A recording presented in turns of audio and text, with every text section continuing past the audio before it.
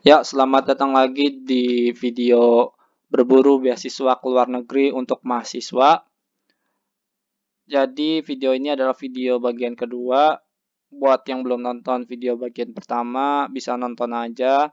Linknya gua taruh di deskripsi ya.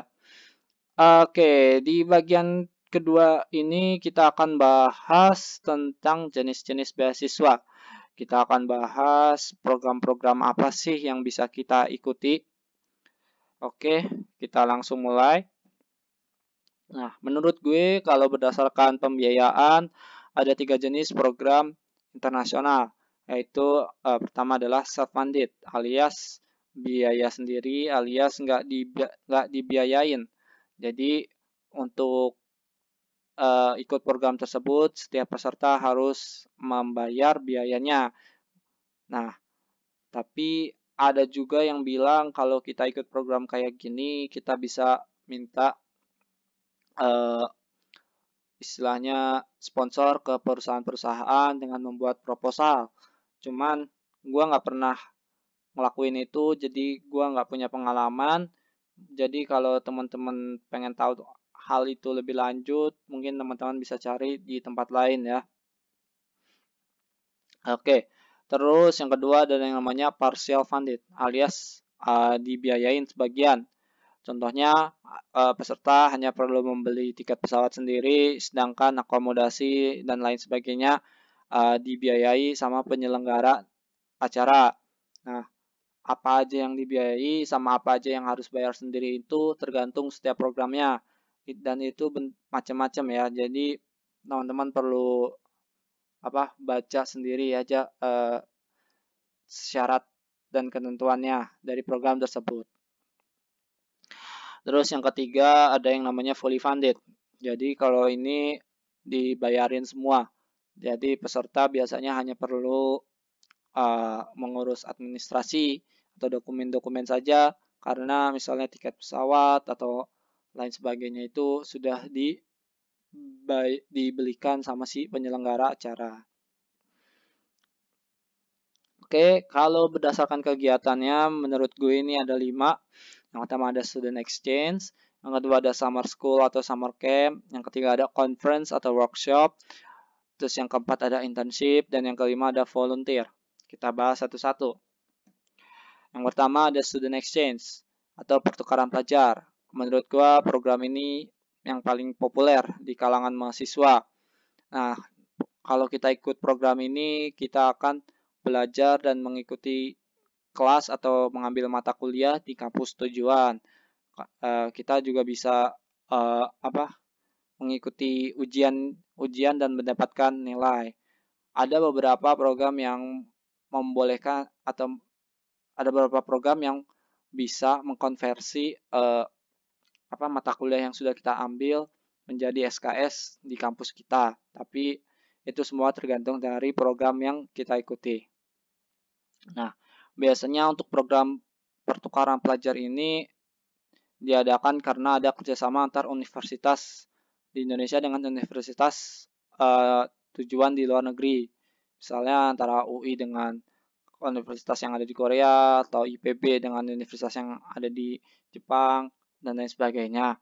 Jadi biasanya ini terbatas untuk kampus yang sudah punya kerjasama dengan universitas tujuan. Tapi ada juga yang pertukaran pelajar ini diselenggarakan oleh lembaga atau badan pemerintah sehingga tidak terbatas oleh kampus tertentu. Ya, tidak terbatas oleh kampus tertentu yang punya kerjasama. Cuman mayoritas lebih banyak kesempatan ini untuk kampus yang sudah punya kerjasama antar universitas di Indonesia dan di luar negeri. Oke, selanjutnya yang kedua ada namanya summer school atau summer camp. Kalau ini biasanya kegiatannya kita belajar tentang suatu topik tertentu pada saat musim panas. Nah, musim panas ini biasanya di pertengahan tahun, bisa di bulan Mei, Juni, Juli, Agustus. Ini biasanya diselenggarakan oleh sebuah institusi kampus atau institusi internasional atau yang lain sebagainya. Jadi biasanya ini program ini membawakan tema tertentu. Contohnya misalnya social economic development atau renewable energy atau smart city atau lain sebagainya.